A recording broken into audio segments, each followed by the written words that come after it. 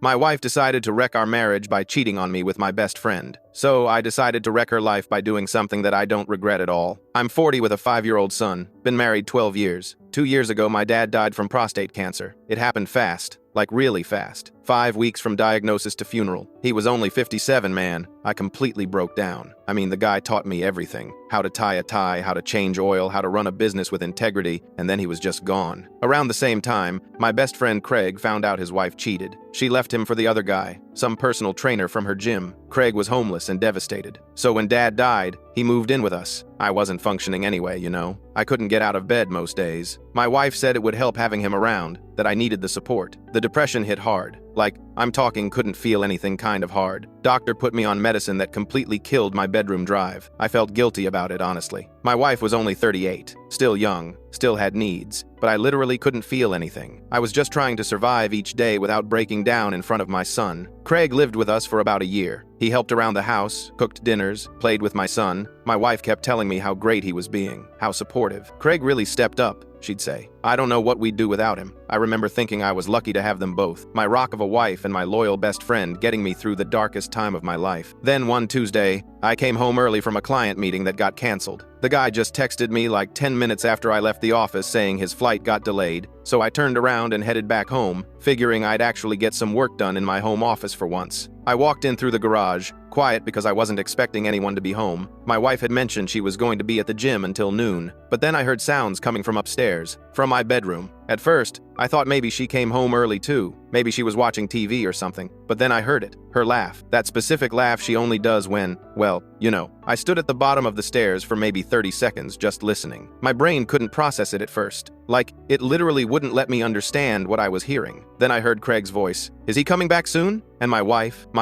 giggling like a teenager. No, he's got that meeting across town. We have at least 2 hours. I quietly walked back out, got in my car, and drove around for 3 hours. I went to this park near where I grew up, sat on a bench, and just stared at nothing. I didn't cry. I didn't scream. I just sat there feeling this cold, empty rage building in my chest. When I came back, I acted completely normal. Walked in, hung up my jacket, called out, "Hey guys, what's for dinner?" My wife came down the stairs in different clothes than she'd been wearing that morning. Her hair was wet, like she'd just showered. Craig was in the kitchen, wouldn't make eye contact with me. He just kept chopping vegetables really intensely. "How was the meeting?" my wife asked, kissing my cheek. "Canceled," I said, watching her face. She didn't even flinch. "Came home around 1, but you guys weren't here." Craig's knife slipped. He caught it before it fell, but I saw his hand shake. "Oh, I was at the gym," my wife said smoothly. "Craig went to grab groceries. We must have just missed you." That night, I couldn't sleep. I started doing the math in my head. If I divorce her right now, she gets half of everything. Half my business that I spent 10 years building from nothing. Half the house I bought before we even met. Half my retirement accounts. The business was finally profitable, clearing about $280,000 a year, and I was setting up my son's future with college funds and trusts. No way. I refused to lose everything because she couldn't keep her legs closed. So I let it continue. I know that sounds insane, but I had a plan forming. See, I learned from my dad that the best revenge isn't hot, it's cold. It's calculated. You don't blow up in the moment. You wait, you plan, and you strike when they least expect it. First, I needed Craig out of my house because I couldn't stand it happening under my roof anymore. Every time I heard them laughing together, every time she touched his shoulder while talking, it made me want to put my fist through a wall. But I smiled. I played the grateful friend. I casually mentioned one day that I'd seen an apartment near his new job. "Dude, you should check out that complex on Riverside Drive," I said while we were watching the game. 2-bedroom, great location, like $1,200 a month. "You've been here over a year, man. Probably time to get your own space again, right?" His face went pale. "I mean, I don't know if I can afford." "I'll help you with the deposit," I said, clapping him on the shoulder. "Consider it a thank you for everything you've done for us this year. Seriously, Craig, you've been amazing." He was so grateful when I helped him move in 2 weeks later. Thanked me for being the best friend he ever had. "I don't deserve you, man," he said, and I almost laughed. The affair kept going. She'd tell me she was going to yoga or meeting her sister for drinks. I'd check her location on Find My Friends, something she'd insisted we set up for safety. She was at Craig's apartment. Some nights she'd come home at 11 p.m., smelling like his cologne, that cheap stuff he always wore. I'd just nod and ask if she had fun with her sister. "Yeah, you know how Amy gets," she'd say. We lost track of time. Amy was her sister. I'd already texted Amy. She hadn't seen my wife in 3 weeks. Meanwhile, I got to work. I called my accountant first. Jeff had handled my business finances for 8 years. "Jeff, I need some advice." But this conversation never happened. "What's going on?" I'm getting divorced. I need to protect my assets. Legal ways only, but I need options. There was a pause. How much time do we have? 6 months, maybe. I want to file by spring. Okay, let me think about this. Call me back in 2 days from a different number. I did the same with my lawyer. Not our family lawyer, a different one. Harrison was a shark, known for destroying opposition in court. I need a consultation about asset protection in divorce. When are you filing? Not yet, maybe 6 months out. Smart. Most people call me after they've already been served. Come to my office tomorrow. Park 2 blocks away and walk. Don't tell anyone you're meeting with me. Over the next few weeks, we built the strategy. Changed our joint accounts to require both signatures for anything over $500. My wife didn't even notice. She hardly checked our finances anyway. Always said money stressed her out. I transferred company ownership into a trust for my son with me as sole trustee. Legally clean, completely protected. My wife had never been involved in the business, never showed interest. She couldn't touch it now. Then I took out a $200,000 home equity loan. Told my wife we needed to renovate the house, that the foundation had issues. She believed me because I'd had a foundation company come out and do an inspection. They were buddies of mine. Charged me $300 to write up a scary-looking report about structural concerns. Baby, this is serious, I told her, showing her the report. We need to fix this now before it gets worse. It's going to cost us, but we don't have a choice. Whatever you think is best, she said, barely looking up from her phone, probably texting Craig. I invested that $200,000 in cryptocurrency under my name only. Bitcoin was at $31,000 per coin. I bought when everyone said it was dead, off the books, untraceable in a normal asset search. Just a risky investment that would look terrible in divorce proceedings. On paper, I made the business look terrible. Started delaying invoicing clients until after I planned to file. Gave myself a massive pay cut, dropping my salary from $180,000 to $45,000. My accountant made it look like the business was struggling, like we were barely staying afloat. I hired my brother as a consultant for $8,000 a month even though he did nothing. Money I'd get back later, obviously. Created debt everywhere. Took out business loans I didn't need. Made it look like we were drowning financially. My wife noticed the pay cut. Why is there less money coming in? Business is slow, I said, showing her fake reports Jeff had prepared. The market's tough right now. We're going to have to tighten our belts for a while. She actually looked concerned. Should I get a job? I almost laughed. She hadn't worked since before our son was born. No, we'll be okay. Just might need to cut back on some stuff. She nodded, then went right back to texting, probably telling Craig how broke we were about to be. I did this for 6 months. The whole time, she had no idea I knew. She'd cuddle with me at night when I had nightmares about my dad, tell me everything would be okay, kiss my forehead like she actually cared. Sometimes I wanted to scream. Sometimes I wanted to grab her phone and show her that I knew, but I didn't. I stayed calm, cold, calculated. December rolled around. Christmas was coming. My son was excited about Santa. My wife was excited about whatever fantasy life she thought she was building with Craig. I was excited to burn it all down. I filed 3 days before Christmas. Had the papers served at Craig's apartment while they were both there. Hired a process server who confirmed both of them answered the door together. Her face went white, apparently. She actually said, "How did you know?" The process server told me later that Craig tried to act tough, saying something about how I deserved it. My wife just stood there crying. She called me 47 times that day. 47, I answered on the 48th. "We need to talk," she said, her voice all shaky. "No, we don't. Talk to your lawyer, please. It's not what you think." "It's exactly what I think. You've been sleeping with Craig for over a year, in our bed, in his apartment, while I was grieving my father, while I was on medication trying not to kill myself. So no, we're not talking. My lawyer will be in touch." I hung up. She showed up at the house an hour later, but I'd already changed the locks. She stood on the porch screaming about how she still lived there, how I couldn't lock her out. I called the cops, showed them the filing papers, explained she'd been staying at her boyfriend's apartment for weeks anyway. They made her leave. The divorce took 4 months. My lawyer played it perfectly, showed the judge our finances. "Your Honor, my client's business is drowning in debt. The house has no equity because of the necessary foundation repairs and the loan against it. His income is barely $45,000 a year. He's supporting a young child on his own while his wife was having an affair with his best friend who was living in their home. Her lawyer pushed for alimony, pushed hard. My client gave up her career to support his business and raise their child. She deserves compensation." The judge looked at the numbers and literally laughed. Not a big laugh, but this little snort of disbelief. "Based on these financials, I don't see how he can afford alimony. The marital assets are minimal given the debt load. I'm awarding joint custody pending evaluation, no alimony, and splitting what little equity exists." She walked away with half of nothing, got $30,000 total from the house after the loan was paid down. Her lawyer was pissed, kept pushing for discovery on the business, but my accountant and lawyer had covered every track. Everything was legal,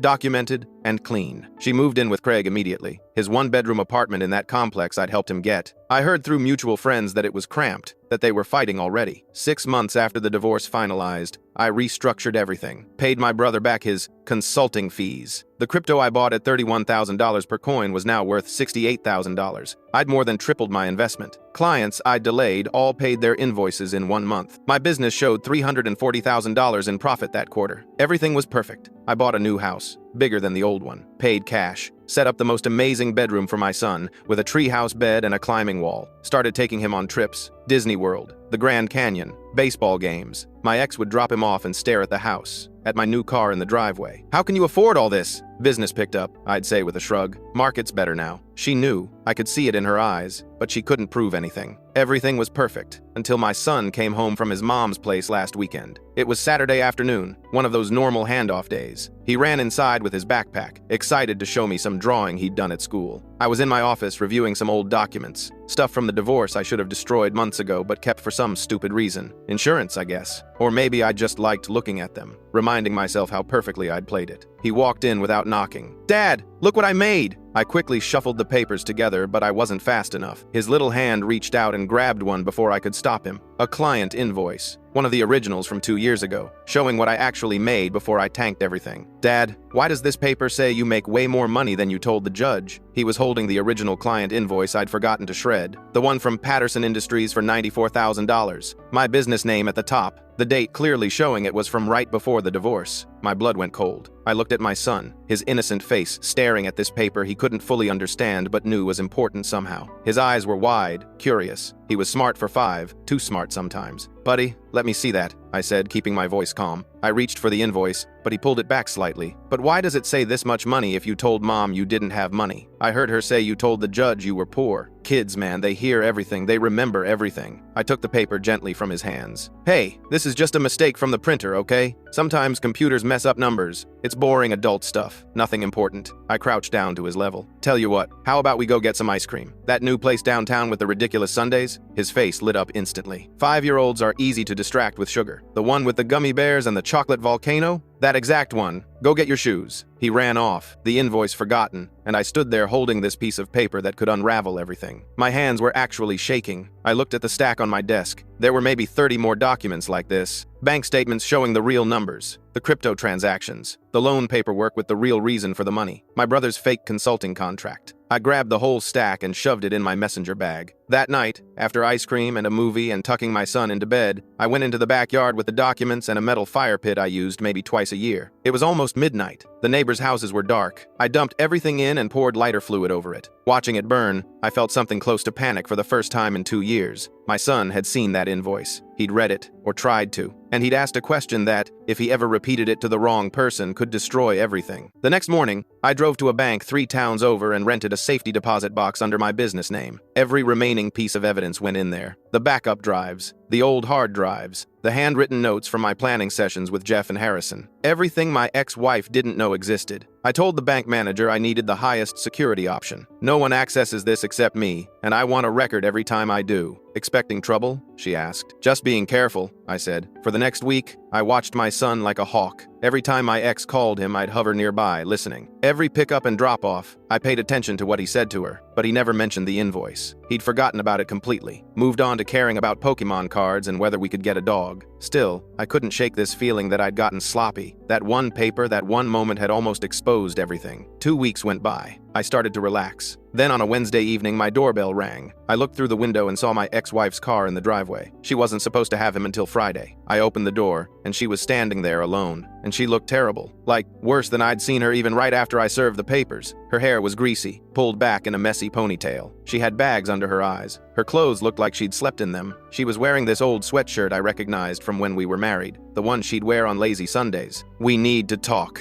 she said, and her voice cracked. "It's not your day. Where's Craig?" "Craig's gone. Can I please come in?" I didn't move from the doorway. "Gone where?" Gone, he left. "Look, I really need to talk to you about money, about child support." And there it was, the beginning of her unraveling that I'd orchestrated so carefully. But standing there, looking at her, I felt nothing. No satisfaction, no guilt, just cold, empty calculation. Child support is set by the court. You want more? File a motion. I can't afford to file anything. Her voice got loud, and I glanced back to make sure my son was still in his room with his headphones on. We can't make rent. Craig lost his job 3 weeks ago, and he just left me with all the bills. I'm drowning. And that concerns me how? Her face crumpled. Our son deserves better than this. He deserves a mother who can provide for him, who has a stable place for him to stay. He has that. Here, with me. I'm begging you, she said, and actual tears started falling. I know I messed up. I know I hurt you. But please, just help me get on my feet. Increase the support payment, or give me some money to get my own place. Please. I looked at her standing on my porch, on the property I fully owned with zero debt, literally begging me for money she thought I didn't have. The woman who'd slept with my best friend while I grieved my father. The woman who'd looked me in the eyes every day and lied. I'm sorry you're struggling, I said, and I made sure my voice sounded genuinely sympathetic. But I'm barely making ends meet myself. The business is still recovering. I can't help you. You just took our son to Disney World. That was miles I'd saved up for years. Listen, I wish I could help, but liar. The word came out sharp. You're lying. I know you are. The new house, the car, the trips. Where's the money coming from? I told you. Business got better. I'm working 80 hours a week to give our son a good life. Bullshit. She was getting loud again. You did something. You hid money. I know you did. If you think I committed fraud, call your lawyer. File a motion. But you won't find anything because there's nothing to find. That was my mistake, right there. I got cocky. I should have just closed the door. But I wanted her to know that I'd beaten her, that she couldn't touch me. She stared at me with this look, like she was seeing me for the first time. You planned this. All of it. You knew about Craig, and you let it happen so you could destroy me in the divorce. I smiled. Couldn't help it. Talk to your lawyer. Then I closed the door. I heard her standing there for a minute, then footsteps, then her car starting. I pulled out my phone and opened the recording app. See, I'd been recording the whole conversation. Every word. Her admitting she and Craig were barely surviving. Her admitting she regretted the affair, or at least regretted getting caught in it. Her begging me for money. I listened to it twice, made sure the audio was clear. Then I sent it to Craig's number with a message. Your girlfriend still loves my money more than you. He didn't respond, but I saw the read receipt pop up immediately. Craig showed up at my office 2 days later, Friday afternoon, around 4:30. I was in a meeting with a client when my assistant buzzed me. There's someone here demanding to see you. He's being aggressive. I excused myself from the meeting and walked out to the lobby. Craig was there, and he looked even worse than my ex-wife had. Unshaven, bloodshot eyes, wearing a wrinkled t-shirt. He saw me and immediately started yelling. You sick bastard! You ruined my life! My assistant stood up. Sir,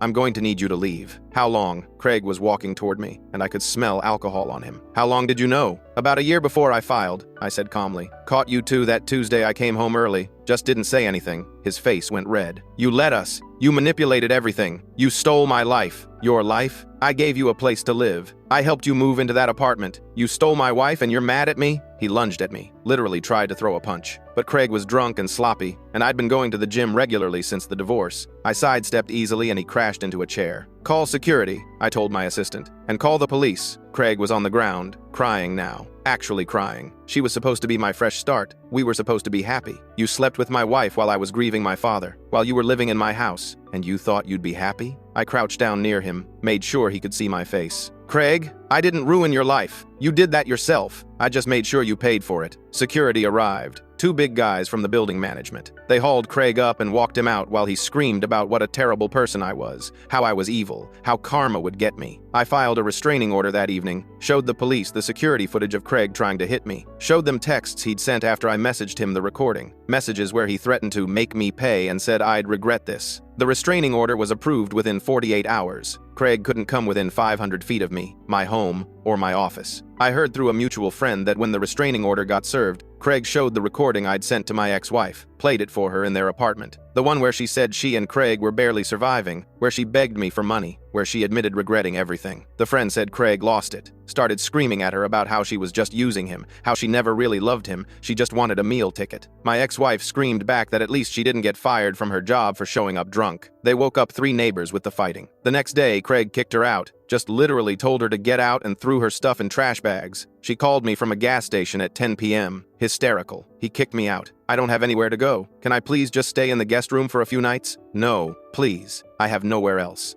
My sister's place is full. My parents are in Florida for the winter. Sleep in your car for all I care. I'm the mother of your child, and you made your choices. You chose to cheat on me with my best friend. You chose to leave me when I was at my lowest. Now you're dealing with the consequences. That's not my problem. How can you be this cold? You made me this way. Have a good night. I hung up. She didn't actually sleep in her car. She ended up at some cheap motel near the highway. I know because she posted about it on Facebook. Some dramatic post about being at rock bottom, about how her ex-husband refused to help her even though she was struggling, about how men are all the same. Bad move. I screenshot every single post, every status update about what a terrible father I was, every comment where she told her friends I was refusing to help her even though he has money now, every passive-aggressive share of articles about deadbeat dads and cruel ex-husbands. I sent them all to Harrison, my lawyer. She's building a case for you, he said when we met. This is parental alienation. She's trying to turn people against you and by extension trying to poison your relationship with your son. Can we use this? Oh, we're definitely using this. I'm filing for modification of custody. Full custody to you, supervised visitation for her. She's demonstrating instability and hostility. How solid is it? With these posts, her living situation, the affair history, it's very solid, but we need more. We need documentation of her instability. What kind of documentation? Anything that shows she's not providing a safe, stable environment. Missed pickups, inappropriate behavior, substance issues, anything. I didn't have to wait long. The custody evaluation got scheduled for mid-February. Both of us had to meet with a court-appointed evaluator named Dr. Patricia Reeves. She was this no-nonsense woman in her 50s who'd been doing custody evaluations for 20 years. She interviewed us separately, did home visits, talked to our son. I showed up to my interview in a suit, brought pay stubs, the real ones now, showing my actual income, brought documentation of my son's school enrollment, his pediatrician records, his activities, soccer league, swimming lessons, the reading program at the library. Tell me about your relationship with your son, Dr. Reeves said. He's my world. After my dad died and the divorce, honestly, my son is what kept me going. We have dinner together every night. I help with homework. We read before bed. On weekends, we do activities, museums, parks, movies. I'm involved with his school, know all his teachers. And your ex-wife? I want her to have a relationship with him. I encourage it. But she's been unstable since the divorce. Moving around, no steady income, posting hostile things about me on social media that he might see someday. I showed her the screenshots. Dr. Reeves made notes. Lots of notes. And your living situation?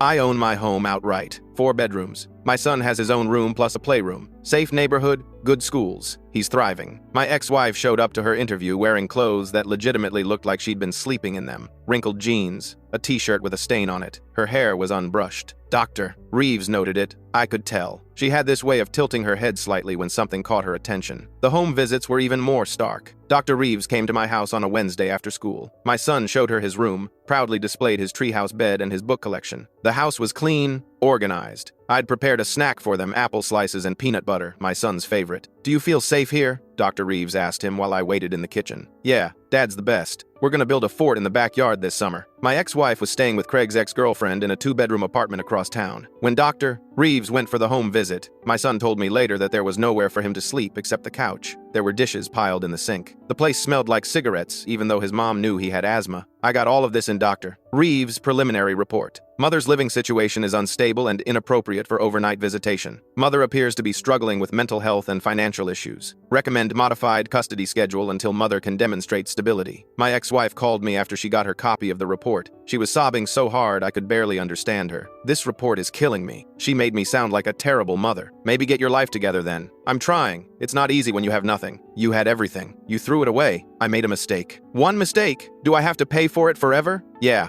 I said. You really do. She hung up on me. The social media posts got worse after that. She started posting multiple times a day, long rants about the family court system, about how fathers always win, about how her ex was manipulating everything. She tagged me in some of them before I blocked her. Her friends started commenting, taking sides. Some supported her. Others, the ones who knew what had happened, told her she needed to take responsibility. One friend, Karen, who'd been at our wedding, commented, "Girl, you cheated on him while he was grieving his dad. What did you expect?" My ex-wife blocked Karen and posted about fake friends who show their true colors. Every post, I screenshot and sent to Harrison. "She's literally building our case for us," he said. "This is textbook parental alienation behavior. The judge is going to see this and it's not going to be pretty for her. How long until the hearing? 3 weeks. In the meantime, stick to the schedule. Be the perfect co-parent. Document everything. I did. Every pickup, I arrived exactly on time. Every drop-off, I made sure my son had everything he needed. I texted her updates about his day, his homework, his activities. She rarely responded, and when she did, it was usually something hostile or sarcastic. Then came the incident at school. It was a Thursday, March 14th. I remember the date exactly because it was Pi Day, and my son's class was having a pizza party. I was at work when my phone rang. The school, Mr. Patterson, this is Principal Edwards. We have a situation. My stomach dropped. Is my son okay? Your son is fine, but his mother is here and she's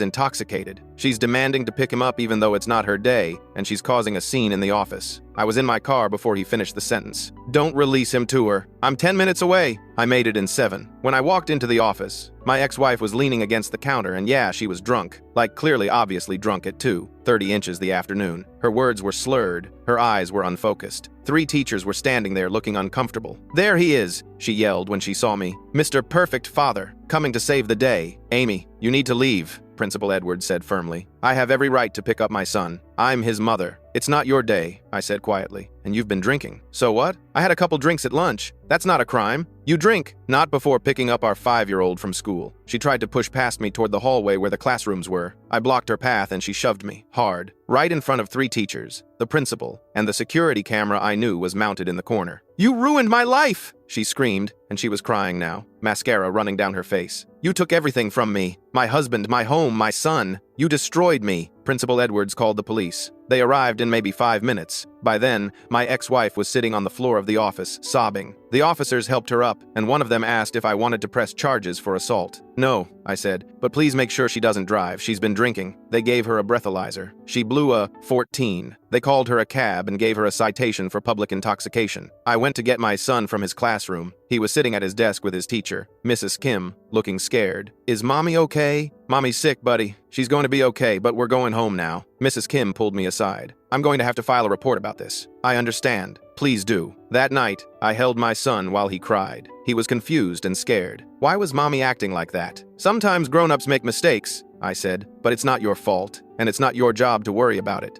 Mommy loves you very much. She's just going through a hard time. I meant it too. Despite everything, I never wanted my son to hate his mother. That would hurt him more than it would hurt her. But I did screenshot every article about the incident. The school filed their mandatory report with CPS. 3 teachers wrote statements. Principal Edwards provided the security footage. I sent everything to Harrison. We just won, he said. There's no way a judge looks at this and gives her anything more than supervised visitation. My ex-wife called me that night, sober this time. I'm sorry. I'm so sorry. I've lost everything. I didn't know what to do. Get help, I said. Actually get help. Therapy, AA, something. Not for me, for our son. I don't have money for therapy. Then find a free clinic. There are resources. Will you help me pay for it? No. Why are you doing this to me? I'm not doing anything to you. You did this to yourself. I paused. I gave you everything. A good home, a family, a husband who loved you. And you threw it away to sleep with Craig. Now you're mad that there are consequences? Come on. She was quiet for a long time. I wish I could go back. So do I. But we can't. Focus on getting healthy so you can be the mom our son needs. I hung up. A few days later, I found out why Craig had really lost his job. Apparently, he'd been drinking at work, showing up late, missing deadlines. When his boss confronted him about it, Craig blamed me, said his friend had ruined his life, and he was depressed. His boss told him to figure out his personal life on his own time and fired him. Craig spiraled after that. Got evicted from his apartment for not paying rent. Moved back in with his parents in Ohio. Unfriended me on Facebook, not that we'd been actually talking, but I could still see his profile through mutual friends. He was posting angry, bitter stuff about betrayal and revenge. One of our mutual friends, Tom, called me. Dude, what happened with you and Craig? He's saying you destroyed his life. He slept with my wife while living in my house. I found out and divorced her. That's what happened. Holy shit, I had no idea. Yeah, well, now you do. He's telling everyone you set him up somehow, that you manipulated the divorce to screw them both. I protected my assets in a legal divorce. If that's manipulation, then every divorce lawyer in America is a manipulator. Tom was quiet. Look, man, I believe you. Craig's always been kind of dramatic, but he's really struggling. Maybe you could talk to him? He has a restraining order against him. He threatened me. So no, I won't be talking to him. I didn't hear anything about Craig for a few weeks after that. Then, in early April, I found out through that same friend Tom that Craig had started dating someone new. Some woman he met at his new job at a warehouse in Ohio. Tom said Craig seemed happy again, like he was finally moving on. Good for him, I thought. Maybe he'd leave me alone now. But I couldn't resist. I know I should have, but the opportunity was just too perfect. See, I still had all the screenshots from when my ex-wife and Craig were having the affair. Text messages they'd sent to each other that I'd pulled from my wife's iCloud before the divorce. Messages where they laughed about me, called me pathetic, made fun of my depression. Messages where they planned their little hookups, where Craig said things like, "Your husband is such a sucker," and my ex-wife responded with laughing emojis. I found Craig's new girlfriend on Facebook. Her name was Nicole. She had a public profile, posted a lot about her 2 kids from a previous relationship,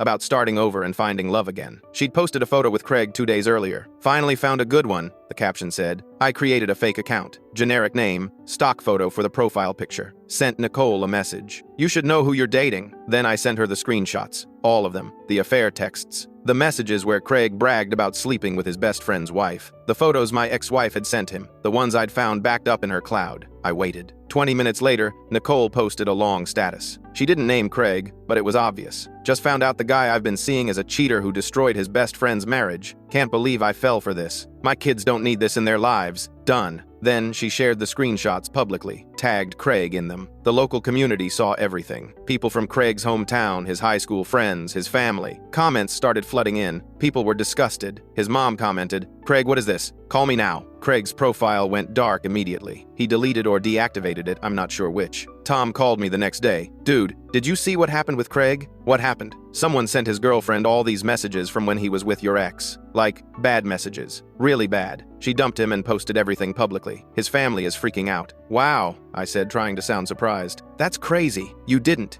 have anything to do with that, did you?" "How would I have access to his girlfriend's Facebook?" "I don't know. Man, it just seems convenient. Tom, I have a 5-year-old and a business to run. I don't have time to catfish Craig's girlfriend." He believed me, or at least, he pretended to. My ex-wife called me that night hysterical. "Did you do this? Did you send those messages to Nicole?" "I don't know, Nicole. Craig thinks you did it. He's losing it. He called me screaming about how you won't leave us alone. Tell Craig, if he contacts me in any way, I'll have him arrested for violating the restraining order. And Amy, maybe you two should stop talking. It's not healthy for either of you. You're evil. You know that? You're genuinely evil. I'm protecting myself and my son. If that makes me evil, I'm good with that." She hung up. But the calls kept coming. Over the next few days, she called me 12 times, left voicemails that ranged from angry to pleading to completely incoherent. I saved every single one and sent them to Harrison. Then she started showing up places. The grocery store where I shopped, the park where I took my son, my office building. She wouldn't approach me, just watched from a distance. It was creepy, honestly. I documented every sighting, took photos when I could, time-stamped them. After the 3rd time, I called the police and filed a harassment report. They talked to her, warned her to stay away from me unless it was court-mandated exchanges for our son. She stopped showing up after that, but the social media posts got worse. She created a blog called Surviving Divorce from a Narcissist, wrote long posts about emotional abuse, financial abuse, parental alienation, never used my name, but anyone who knew us would know exactly who she was talking about. He systematically destroyed everything I had. One post read, "He planned it all, manipulated the courts, and now he's turning everyone against me. He's poisoned my child against me, taken away my support system, and left me with nothing while he lives in luxury." In the comments, people who didn't know the full story were sympathetic. "Stay strong, mama. The court system is so biased against mothers. He sounds like a monster." But people who did know left different comments. "You cheated on him while he was grieving his dad. Maybe take some responsibility for your actions. You're literally posting this while the custody evaluation is happening. How is that smart?" She blocked anyone who disagreed with her and kept posting. Harrison loved it. She's documenting her own instability. Keep letting her post. Don't respond. Don't engage. Let her dig her own grave. The custody hearing was scheduled for April 30th. About a week before, my ex-wife showed up at my house at midnight. She was completely broken down. Looked like she hadn't slept in days. She stood on my porch, ringing the doorbell over and over until I opened the door. "Why are you doing this to me?" Her voice was hoarse from crying. "It's midnight. You need to leave. I've lost everything. Everything. Craig's gone. My friends are gone. I'm living in a room the size of a closet. I have nothing. And you're taking my son away from me. You're taking your son away from yourself. I'm not doing this to you." "Yes, you are. You planned all of this. You let the affair happen so you could destroy me in the divorce." "So what if I did?" I looked her in the eyes. "You wrecked our marriage. I wrecked your life. We're even now." Her face changed. Something broke in her expression. "You really hate me that much?" "I don't hate you. I don't feel anything for you. You're just the woman who betrayed me when I needed you most. Now you're dealing with the consequences. I was wrong. I know I was wrong. But this is too much. You've gone too far." "No, You went too far when you slept with Craig in our bed. I just made sure you paid for it. Now get off my property before I call the cops again." She stood there for another minute just staring at me. Then she turned and walked back to her car. Before she drove away, she looked back at my house, at the home I'd built without her, the life I was living without her, and I could see it on her face. She finally understood that she'd lost. Really, truly lost. I went back inside and slept better than I had in weeks. The custody hearing was on a Tuesday morning. I wore my best suit, arrived 30 minutes early. My ex-wife showed up 10 minutes late wearing wrinkled slacks and a blazer that didn't match. Her hair was pulled back, but you could tell she hadn't washed it in a few days. She looked exhausted. The judge was Honorable Patricia Martinez, a woman in her 60s known for being fair but tough. She'd reviewed all the evidence, the school incident report, the social media posts, Dr. Reeves's custody evaluation, everything. Harrison went first, laying out the case methodically. The affair during my grief, the instability, the public intoxication at our son's school, the social media harassment, the blog posts, every piece of evidence, organized and presented clearly. Your Honor, my client has provided a stable, safe, loving home for his son. He has consistent income, a permanent residence, and has demonstrated nothing but concern for his child's well-being. The mother, meanwhile, has demonstrated ongoing instability, poor judgment, and hostile behavior that is not in the child's best interest. My ex-wife's lawyer tried to counter. Your Honor, my client made mistakes during a difficult time in her life. She's working to rebuild. She loves her son and deserves the chance to be a meaningful part of his life. Judge Martinez looked at my ex-wife. Miss Hammond, do you have anything you'd like to say? My ex-wife stood up. Her hands were shaking. I love my son more than anything. I made terrible mistakes. I hurt his father, and I hurt our family. I take responsibility for that, but I'm trying to get better. I'm in therapy now. I'm looking for work. I just need a chance to show I can be the mother he deserves. The judge looked at her for a long moment. Miss Hammond, I've reviewed the evidence in this case, and I have serious concerns about your current stability and your ability to provide appropriate care for your son. The incident at his school was particularly concerning. I know, Your Honor. I'm not finished. Judge Martinez's voice was firm. I've also reviewed your social media activity, which demonstrates ongoing hostility toward your ex-husband and poor judgment in what you choose to make public. Your living situation is unstable. You have no steady income. While I understand you're going through difficulties, my primary concern is the well-being of your child. I could see my ex-wife's lawyer shifting uncomfortably. Therefore, Judge Martinez continued, I'm modifying the custody arrangement. Primary physical and legal custody to the father. Mother will have supervised visitation every other weekend, 3 hours each visit, until such time as she can demonstrate sustained stability. This means steady employment, permanent housing, and completion of a parenting class. We'll revisit in 6 months. My ex-wife broke down crying right there in the courtroom. Not quiet crying, but full sobbing, the kind where you can't catch your breath. Her lawyer put a hand on her shoulder, but she shook it off. You're taking my baby from me, she choked out between sobs. I'm ensuring your child has stability, Judge Martinez said, not unkindly. This isn't permanent. If you do the work, we can modify this arrangement. But right now, this is what's best for your son. The hearing ended. Harrison shook my hand. That went as well as we could have hoped. I nodded, watching my ex-wife cry into her hands across the courtroom. We walked out into the hallway. I was on my phone texting my mom to let her know I'd pick up my son from her house in an hour when I heard my ex-wife in the hallway behind me. She was still crying, but quieter now. Her lawyer was trying to talk to her about next steps, about the conditions for modification. She looked at me standing there. I held my son's hand tighter. You did this, she said, her voice barely above a whisper. You took everything from me. I didn't respond, just walked past her while my son held my hand, his little fingers wrapped around 2 of mine. Behind us, I could hear her break down again, the sound of her crying echoing in that empty courthouse hallway. My son looked up at me. Is Mommy going to be okay? Yeah, buddy, I said. Mommy's going to be okay. I didn't know if that was true. Honestly, I didn't care anymore. Make sure to click on the screen to watch another story.